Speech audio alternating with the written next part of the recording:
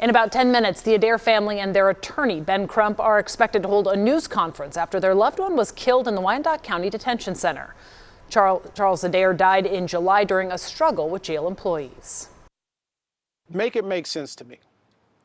You get arrested on 4th of July for a traffic ticket, and the next day you're deceased.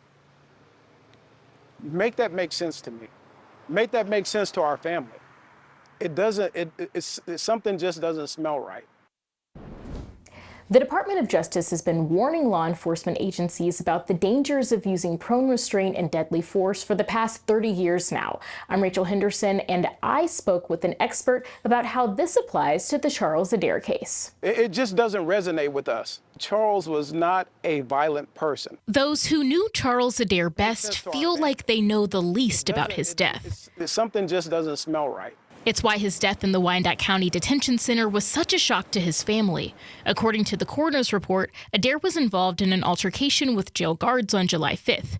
District Attorney Mark Dupree has since charged Deputy Richard Fatherly in connection to Adair's death. We do not believe that this was an intentional act. According to the autopsy, one of the officers knelt on Adair's back. Adair went unresponsive during the struggle. The cause of death is listed as complications of mechanical asphyxia, meaning breathing is physically obstructed and there's a lack of oxygen. He also had pre-existing health conditions. That would definitely fall within the definition of prone restraint, but to my knowledge. Lauren Bonds is a police accountability expert. It's usually some kind of language around, only do it as long as you need to get control of the suspect or the offender. Bond says a department's individual protocol can conflict with broader best practices.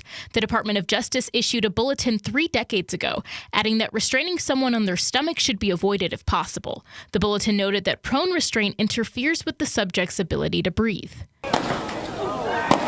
George Floyd's death in 2020 involved an officer kneeling on Floyd's neck and restricting his breathing. It's one of over 1,000 use of force deaths not involving guns between 2012 and 2021, according to an Associated Press investigation. I think it's incredibly frustrating. Bond says something can stop that number's growth. Figuring out policies and trainings that put categorical prohibitions on prone restraint. Transparency's another solution she and the Adair family demand. Rachel Henderson, KSHB 41 News.